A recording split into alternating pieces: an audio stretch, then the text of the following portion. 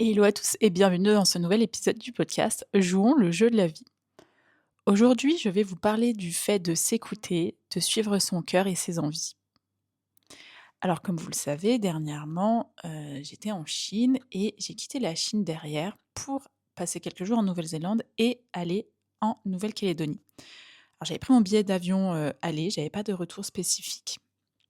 J'avais plusieurs idées de projets, comme faire, à la base la Nouvelle-Calédonie à la Polynésie en bateau. Plus en bateau à voile. Alors sachant que j'ai aucune compétence, j'avais entendu parler qu'il y avait du bateau stop, que c'était possible. Il y a donc j'avais ça, j'avais, visité du coup la Polynésie française, pourquoi pas faire l'île du Sud en Nouvelle-Zélande. Donc je suis arrivée en Nouvelle-Calédonie, j'avais une semaine, dans une maison et après une semaine dans la même maison en woofing et après j'en ai profité, pour découvrir Nouméa un petit peu. Je suis allée chez une amie quelques jours et après j'ai trouvé un woofing. Quand je me suis un petit peu renseignée pour faire le bateau stop, je me suis rendu compte que ça allait très vite être compliqué, tout simplement parce que ce n'est pas le bon sens de la voile. Les vents sont plus de Polynésie vers la Nouvelle-Calédonie et pas inversement. Donc je me suis dit: «OK, tu peux toujours faire éventuellement le Vanuatu» et plusieurs fois j'ai pensé, à rentrer en France. Je me suis dit: «Non, c'est bête quand même de pas profiter des paysages, de découvrir de nouvelles choses» et puis je suis arrivée dans ce camping en woofing. Donc c'était un camping où il y avait des tentes déjà, qui restaient, toute l'année avec des abris au-dessus. Donc c'était de faire les lits, faire le ménage, refaire la vitrine du petit magasin à l'entrée du camping, des petites choses comme ça. Et il y avait des livres, donc j'en ai lu un. J'en ai lu un deuxième qui s'appelait, La paix des saisons. Alors je le connaissais pas du tout et en fait, c'est un assez vieux livre et il m'a particulièrement marquée et c'est là que je me suis dit: «OK, en fait, moi ce que je veux, j'ai envie de rentrer. J'ai envie de rentrer en France». Donc ce que j'ai fait assez rapidement, c'est que j'ai pris mes billets d'avion pour rentrer en France. J'ai prévenu juste un ami et j'ai fait la surprise à tout le monde de rentrer, tout en sachant que, j'avais prévu de rester l'année entière, à l'étranger. Je suis rentrée en France alors que c'était pas du tout ce que j'avais prévu.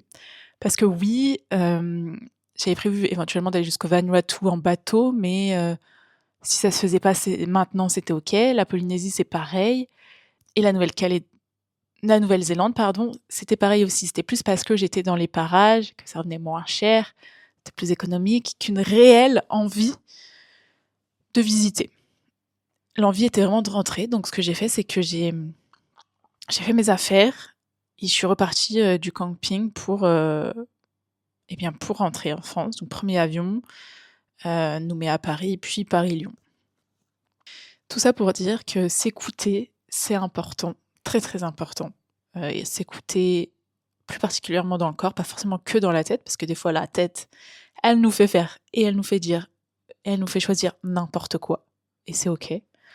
Mais vraiment écouter les envies qu'on a, que ce soit des envies d'enfance, des envies d'adolescence, des envies de maintenant, c'est d'aller les chercher. Parce que oui, la vie, il y a le taf, faut gagner de l'argent et tout ça, mais c'est pas entre guillemets «que métro, boulot, dodo», il y a d'autres choses. Chacun a des envies, je pense. Qu'elles soient, différentes, hein. Si certains, c'est d'aller travailler et de faire métro, boulot, dodo, allez, let's go guys!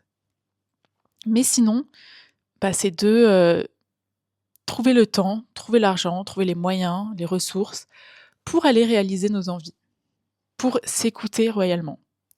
Parce que il y a 1 an, j'avais envie d'apprendre l'anglais, enfin il y a 2 ans exactement, j'avais envie d'apprendre l'anglais. 1 an après, je suis partie du coup approfondir l'anglais, réapprendre l'anglais en Irlande, puis en Nouvelle-Zélande, puis c'est en Chine aussi où j'ai pu pas mal parler anglais avec les autres, foreigners, les autres étrangers qu'il y avait en Chine à l'école de kung-fu. Maintenant, je continue un petit peu de le pratiquer, beaucoup moins certes, mais je ne veux pas perdre mon niveau. J'ai suivi mon envie, c'est OK, et là j'ai d'autres envies qui arrivent, donc je fais en sorte de les réaliser. J'avais envie de passer le permis bateau, Eh ben, écoutez, je suis en train d'apprendre le code et tout ce qui va avec. J'avais envie d'apprendre à faire du beurre et à faire, de la lessive. Des petites vidéos sur Insta qui m'ont inspirée, j'ai dit: «OK, let's go, c'est pas bien difficile». J'ai fait en une journée, même pas 1 heure, je pense que j'avais fait et la lessive et le beurre. J'ai d'autres envies également, donc je les mets en place et puis, bah, j'avance, quoi. Donc si vous hésitez entre suivre votre cerveau ou suivre ce que vous voulez vraiment dans le cœur, foncez vers votre cœur.